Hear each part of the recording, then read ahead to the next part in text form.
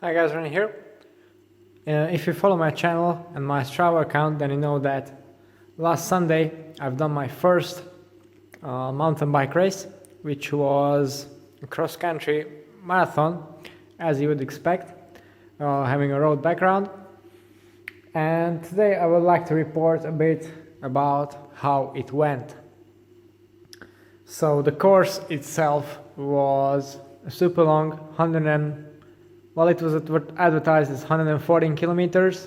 Strava says it's 110, but probably it's just the Wahoo has lost GPS signal at sometimes. I think it was up there, super long. Lots of climbing as well, 2,700 meters to be exact, so that's a fair amount. And I was expecting most of the marathon to take part on some smooth dirt roads, farm tracks, forest service roads, fire roads, and perhaps some smooth single track, but reality was quite different. Most of the course was held on some really beat up old forest service roads, really basically destroyed by tractors. So it was super rough, lots of ruts, stones and all kinds of roots, really chopped up, and not really a hardtail favorable situation. Then there were some pieces of smooth single track, around 2% I would say. Then there were some really technical descents, actually one, but we had to tackle it twice. In the first run it was quite scary, since it was basically my first the second ride ever I've done on a bike like this. Obviously I've ridden mountain bikes and motocross bikes before, but that was a couple of years ago, so I was a bit rusty. Without having the parts here all week, I couldn't really train, so the first lap was a bit sketchy, and then as the race went on I progressed quite a bit. I got some more confident, should I say. So the race started off pretty fast. Of course I had the power meter on there, and I think for marathon racing it's absolutely indisposable. The guys that went off at the front, I was doing 350, 370 just to keep up, and then I decided to just let them go, because you don't really benefit much from the draft at 6 km per hour in steep mountain climbs, and I just knew that they will probably pop sooner or later, because that's world-class power right there if they can keep it up.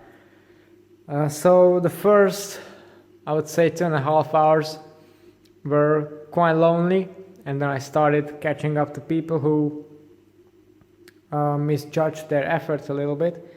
So around hour 3 I was making good progress.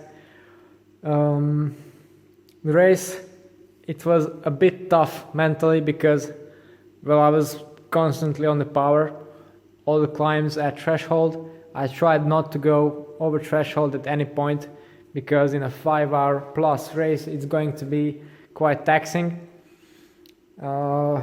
And this strategy worked out pretty well, although I didn't expect the progress to be so slow.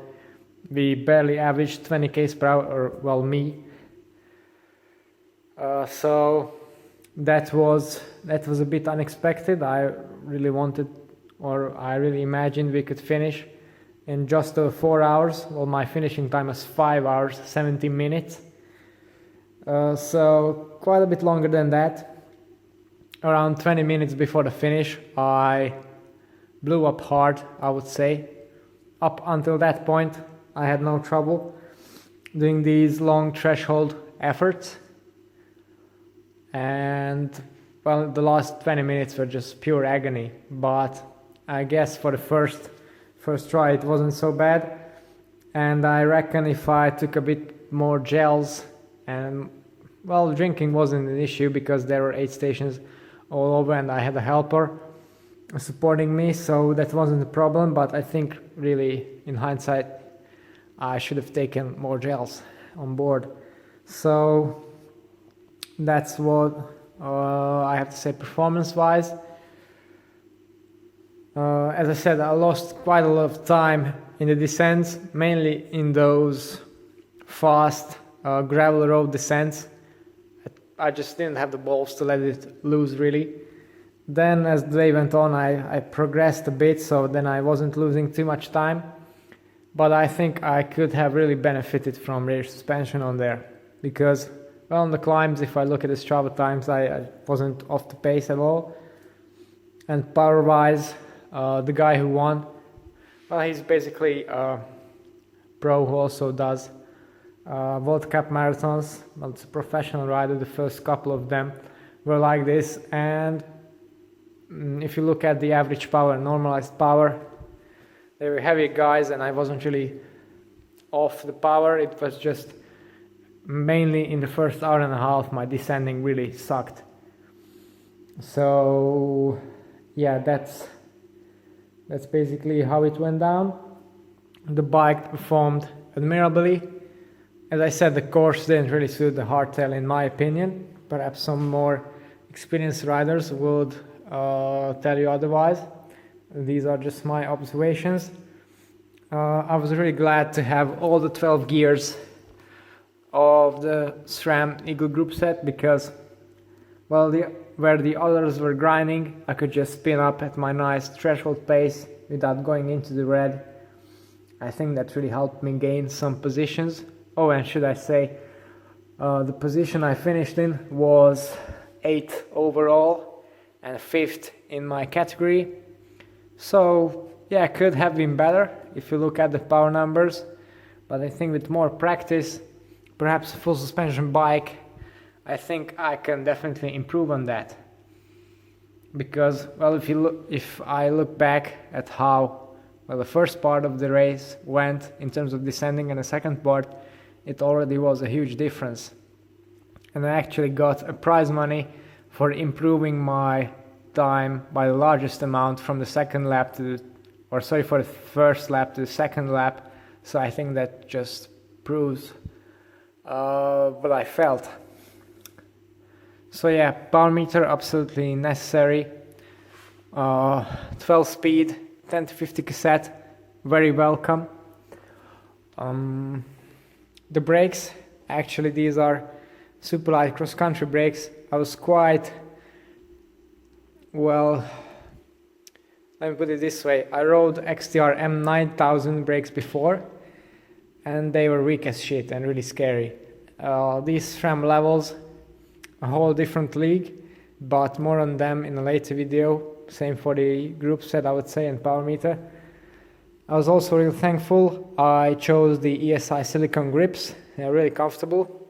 I did wear gloves eventually. I wasn't planning on wearing them, but in the end I'm glad I did.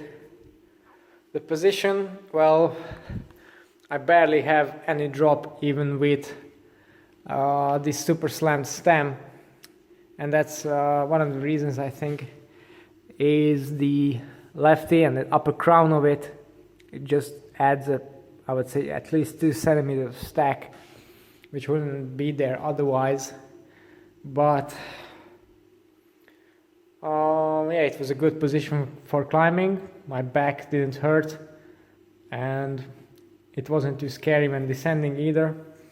As for the lefty, there are many people who call this a lefty fork.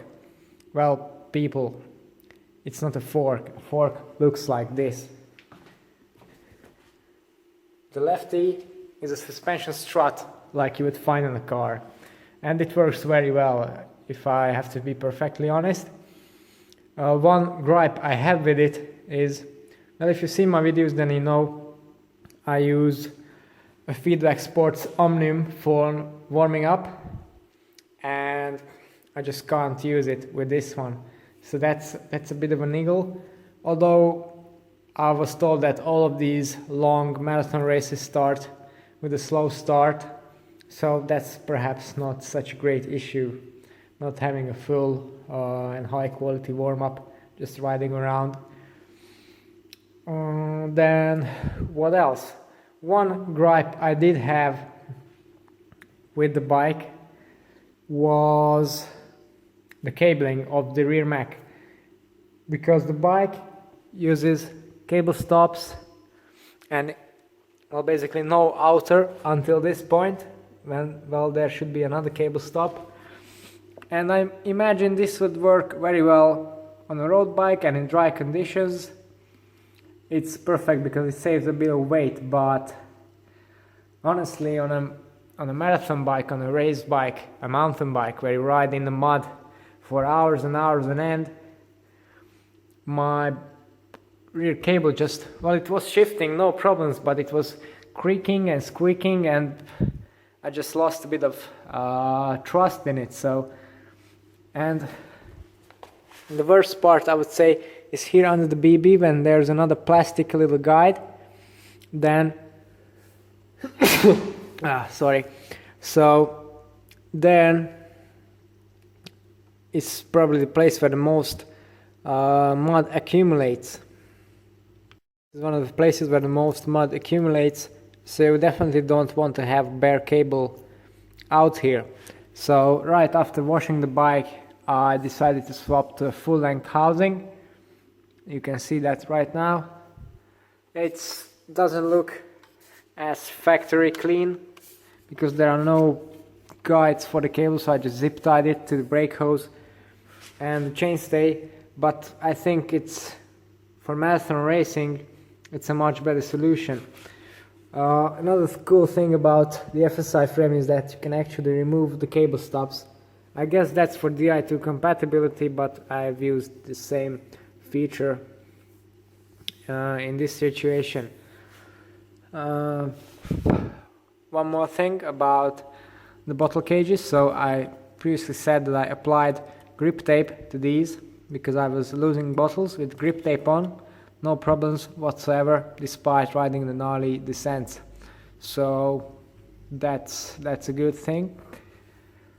And yeah, as I said, saddle wise, this fabric saddle has a lot of give in the middle, which is a good thing when you're riding chopped up terrain on a hardtail, and safe for the thin and bent Save 2 seat post. Yes, so I think that's all that comes to my mind after the weekend.